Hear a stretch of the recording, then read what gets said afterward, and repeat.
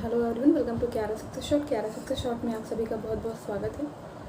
और जैसा कि आपको पता होगा कि यूपी ट्रिपल एस सी से आज एक और जो है नोटिस जारी हुई है, जो कि है आपका मुख्य सेविका मुख्य परीक्षा। ठीक है, तो जैसा कि आपने सुना होगा कि मुख्य सेविका मुख्य परीक्षा के अंतर्गत जो है वो बाल विकास सेवा एवं पुष्टाहार उत्तर प्रदेश लखनऊ के नियंत्रणाधीन में मुख्य सेविका के 2693 पदों पर जो है आवेदन आमंत्रित किए गए हैं। ठीक है, तो इसी विषय में आज हम बात करने वाले हैं। आपको साइड में स्लाइड शो हो रहा होगा, जो एक नोटिस आज जारी हुई है यूपी ट्रिपल एस सी से, जो कि विज्ञापन संख्या आपकी है 5 परीक्षा 2022। ठीक है, तो सबसे पहले बात कर लेते हैं कि इसका जो आवेदन होगा, पहले तो देख लो कि जो आवेदन होगा वो ऑनलाइन होगा। कुछ पॉइंट टू पॉइंट बात हम यहाँ करने वाले हैं। ठीक है, इस वैकेंसी को लेकर के। तो इसका जो ऑनलाइन आवेदन होने वाला है वो आपका जो है, जैसा कि लिखा हुआ है एज इट इज़ कि वो ऑनलाइन होगा। ठीक है, तो ऑनलाइन आवेदन और शुल्क जमा करने की जो प्रारंभ होने की तिथि है वो है आपकी 3/8/2022। ठीक है, जो डेट है ये है आपकी 3/8/2022। तो जैसा कि आपको पता है कि अभी जो है चल रहा है आपका जुलाई। ठीक है, तो ये 8th मंथ की है, तो 8th मंथ आप समझ सकते हैं ये आपका अगस्त का मंथ है। तो 3 अगस्त 2022 से इसका आवेदन स्टार्ट हो जाएगा, यानी एप्लीकेशन आप डाल सकेंगे। और जो आवेदन को सबमिट करने की अंतिम तिथि है या फिर शुल्क जमा करने की जो अंतिम तिथि है, ऑनलाइन आवेदन करने की जो अंतिम तिथि है वो है आपकी 24/8। क्लियर है, वो है आपकी 24/8 यानी कि 24 अगस्त 2022। ठीक है, शुल्क समायोजन और जो भी संशोधन रह जाएंगे, संशोधन में क्या क्या संशोधन होगा वो भी मैं आपको बता दूंगी बाद में। जो भी संशोधन रह जाएंगे उसकी जो है अंतिम तिथि निर्धारित की गई है 31 अगस्त 2022 को। ठीक है, तो ये टोटल जो पोस्ट आपकी है इसमें वो है आपकी, मैंने बता दी है आपको, एक बार बता दे रही हूँ, 2693 पदों पर।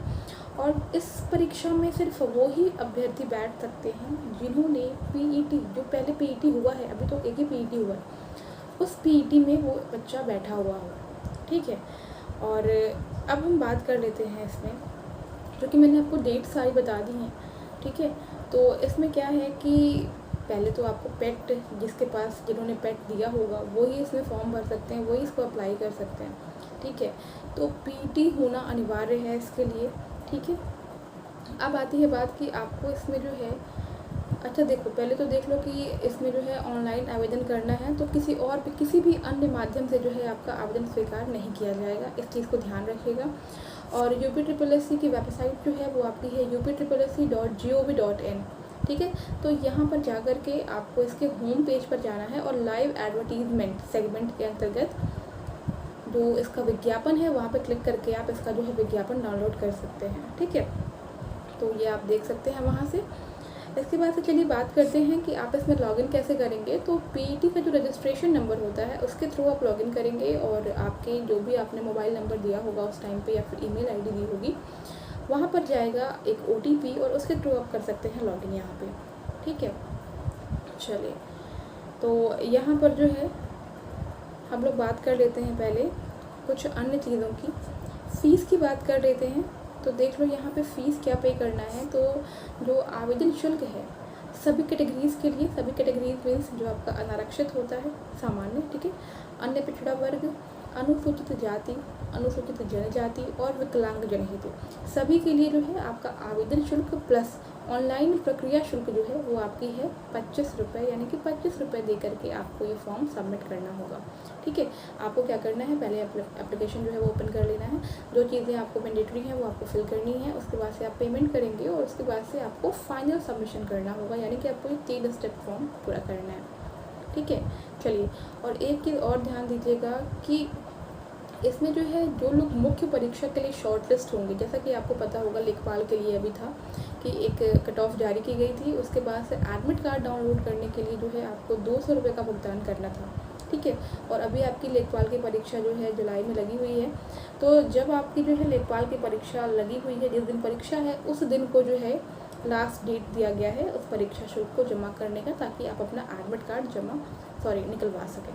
ठीक है, तो यहाँ पर भी वही बच्चों का जो इसमें शॉर्ट लिस्ट होंगे उन्हीं को जो है इसमें मुख्य परीक्षा के लिए जो देने के लिए, जो परीक्षा आपको देनी होगी उसके लिए जो है आपको फ़ीस सबमिट करना होगा। फ़िलहाल तो 25 रुपये जो है दे करके सभी लोग इस फॉर्म को भर सकते हैं। ठीक है, चलिए, एक चीज़ और है, यहाँ पे लिखा हुआ है कि जो आवेदन पत्र का अंतिम रूप से आप सबमिट कर लेंगे तो उस प्रिंट आउट को आप अपने पास जो है संभाल करके रख लें, ठीक है। और लॉगिन करके आप इसे जो है वेबसाइट से जो है डाउनलोड भी कर सकते हैं। चलिए अब बात करते हैं कि आवेदन पत्र में संशोधन में आप क्या क्या संशोधन कर सकते हैं। तो संशोधन की बात की जाए तो इसमें जो है निम्न चीज़ों में संशोधन आप कर सकते हैं। अगर आपके नाम की वर्तनी में गलती हो गई है, पिता या पति के नाम की वर्तनी में गलती है, पत्राचार का पता गलत लिख दिया है, अन्य व्यक्तिगत विवरण जैसे कि EWS है, क्षैतिज आरक्षण की श्रेणी जिसमें कि DFF, एक्स सर्विसमैन और PH आदि, जाति की श्रेणी सामान्य, अनुसूचित जाति, अनुसूचित जनजाति, अन्य पिछड़ा वर्ग, ठीक है। नेक्स्ट है आपका लिंग यानी जेंडर। फिर आपका है आवेदन में अनिवार्य अधिमानी अर्हता संबंधी दर्ज किया गया विवरण, ठीक है। इसके अलावा जो है कहीं भी आपका संशोधन मान्य नहीं होगा, ठीक है। तो ये चीज़ आप ध्यान रखिएगा। चलिए आगे हम बात कर लेते हैं कुछ और चीज़ों की। देख लो यहाँ पे पदों का विवरण, जैसा कि मैंने आपको बता दिया है कि बाल विकास सेवा एवं पुष्टाहार उत्तर प्रदेश लखनऊ, ठीक है। पद नाम है मुख्य सेविका, तो नाम से आपको समझ में आ रहा होगा। चलो यहाँ पे देख लो अधिकतम और न्यूनतम आयु कितनी है, 21 वर्ष की आयु होनी चाहिए, ठीक है। और 40 वर्ष इसकी मैक्सिमम एज है। अनारक्षित की पोस्ट कितनी है, 1079, 1079, क्योंकि थोड़ा हिंदी में दिक्कत होती है कहीं बोलने में। अनुसूचित जनजाति 565 है, अनुसूचित जनजाति 53 है, अन्य पिछड़ा वर्ग 727 है, आर्थिक रूप से कमज़ोर वर्गों के लिए यानी कि जो EWS है आपका, ये है आपका 269। फिर है कुल पद है आपका 2693। चलिए इसके बाद से देख लेते हैं और क्या चीज़ें हैं। यहाँ पे देख लो एक सारणी दी हुई है, इसमें आपका क्षैतिज आरक्षण भी दिया हुआ है, ठीक है। तो वहाँ पर भी जो है उसके अकॉर्डिंग जो है सीटों की संख्या जो है अलग अलग जो है वो प्रोवाइड करा दी गई है, ठीक है। चलिए एक चीज़ आपको और इम्पोर्टेंट दी हुई है कि अगर उत्तर प्रदेश की महिला है, ठीक है, उत्तर प्रदेश की अगर महिला अभ्यर्थी है तो इसके मामले में पिता पक्ष से निर्गत प्रमाण पत्र ही मान्य होगा। तो ये चीज़ आप लोग पहले से अपने दिमाग में बिठा लीजिए कि अगर आप कोई भी प्रमाण पत्र निकलवाती हैं तो वो जो है आपके पिता के पक्ष का ही होना चाहिए, ठीक है।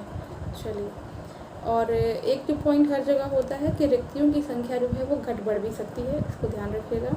अनिवार्य अर्हता की बात कर लेते हैं जिसके विषय में बहुत ज़रूरी है जानना। तो अनिवार्य अर्हता क्या क्या है, तो यहाँ पे लिखा हुआ है कि अभ्यर्थी जो है वो भारत में विधि के द्वारा स्थापित किसी भी विश्वविद्यालय से एक विषय के रूप में समाजशास्त्र या समाज कार्य या गृह विज्ञान या पोषण और बाल विकास के साथ कला में स्नातक उपाधि या सरकार के द्वारा उसके समकक्ष कोई भी मान्यता उसको जो है प्राप्त हो या कोई भी उपाधि वो रखता हो। तो नॉर्मली आप समझ सकते हैं कि समाजशास्त्र एक विषय होना चाहिए, अगर वो नहीं है तो आपका होम साइंस है, ठीक है। या फिर पोषण और बाल विकास के साथ जो है वो कला में स्नातक उपाधि यानी होना चाहिए, आपके पास ग्रेजुएशन की डिग्री होनी चाहिए। बात कर लेते हैं अधिमानी अर्हता की, तो वो है आपका ग्रामीण क्षेत्रों में बच्चों और महिलाओं में कल्याण करने के लिए, उनका जो है कार्य करने के लिए जो है व्यवहारिक अनुभव होना चाहिए। प्रादेशिक सेना में न्यूनतम 2 वर्ष की अवधि की सेवा हो और राष्ट्रीय कैडेट कोर का B प्रमाण पत्र अगर आपके पास है तो ये आप अधिमानी अर्हता में लगा सकते हैं, ठीक है। बात मैंने की थी एज फैक्टर की, तो वो 21 to 40 मैंने बताया था। लेकिन आप एक चीज़ ध्यान रखिएगा, जो ये 21 वर्ष की आयु है ये आपकी 1 जुलाई को जो है ये पूर्ण हो जानी चाहिए, तभी आप ये फॉर्म अप्लाई कर सकते हैं, ठीक है। चलिए नेक्स्ट हम लोग बात करते हैं इसमें चयन का आधार। यहाँ पे लिखित परीक्षा है, ठीक है। मैंने यहाँ पे एडवर्टीजमेंट खोल रखा है तो वहाँ से मैं आपको देख के चीज़ें बता रही हूँ कि लिखित परीक्षा के आधार पर जो है आपका जो है यहाँ पे भर्ती की जाएगी, ठीक है। चलिए बात कर लेते हैं परीक्षा योजना और पाठ्यक्रम की। तो यहाँ पे लिखा हुआ है कि लिखित परीक्षा की परीक्षा योजना और पाठ्यक्रम जो है वो आयोग की वेबसाइट पर upsc.gov.in पर अलग से प्रकाशित कर दी जाएगी, ठीक है। चलिए और जैसा कि हर परीक्षा में होता है कि अगर लिखित परीक्षा होती है, अगर बच्चे ज़्यादा होते हैं और एक दिन में या फिर एक शिफ्ट में आपकी परीक्षा नहीं कराई जा सकती है, तो परीक्षाएं अगर आपका एक से अधिक शिफ्ट में होती हैं तो नॉर्मलाइजेशन जो है प्रक्रिया जो है यहाँ पे लागू हो जाएगी। तो ऐसा तो हर जगह होता है, ठीक है। एक चीज़ और बता दूँ आपको कि इसमें लिखा हुआ है कि मुख्य सेविका की लिखित परीक्षा हेतु विज्ञापित पदों के सापेक्ष श्रेणीवार 15 गुना अभ्यर्थियों, ठीक है। अंतिम कट ऑफ अंक परसेंटाइल स्कोर दशमलव के 2 स्थान तक जो है धारित करने वाले समस्त अभ्यर्थियों को सम्मिलित करते हुए मुख्य परीक्षा के हेतु शॉर्टलिस्ट किया जाएगा, ठीक है। और एक विशेष क्वेश्चन इसमें रहता है लोगों का कि इसमें कौन कौन से लोग फॉर्म भर सकते हैं। तो मैंने एलिजिबिलिटी तो इसमें बता ही दी है आपको। साथ में मैं आपको ये बता दूं कि कोई ऐसा क्वेश्चन ना हो जाए, क्योंकि ये भर्ती परीक्षा जो है आपकी ये सिर्फ महिलाओं के लिए ही है। तो केवल महिला अभ्यर्थी ही पात्र हैं। तो ये चीज़ ध्यान रखिएगा कि सिर्फ महिलाओं के लिए ये वैकेंसी आई है और काफ़ी अच्छी वैकेंसी है आपकी। ग्रेड पे 2800 है इसका, तो काफ़ी अच्छी है, आप समझ सकते हैं। तो ये एक इसमें मैं बता सकती हूँ आपको कि ये जो है एक मैंने बता दिया है कि किस तरह से आपको जो है फॉर्म फिलअप करना है और क्या क्या चीज़ें इसमें इंपॉर्टेंट थी। जो पूरा नोटिफिकेशन आपको दिया गया है 21 पेज का, उसमें से आपको क्या क्या चीज़ें जो है जाननी चाहिए थी। तो ये बता दिया है मैंने नोटिफिकेशन, और आप अपना फॉर्म जो है अब आराम से भर सकते हैं। कोई भी क्वेरी हो तो आप कमेंट बॉक्स में कमेंट ज़रूर करें। चलिए मिलते हैं नेक्स्ट वीडियो में। Take care, bye bye.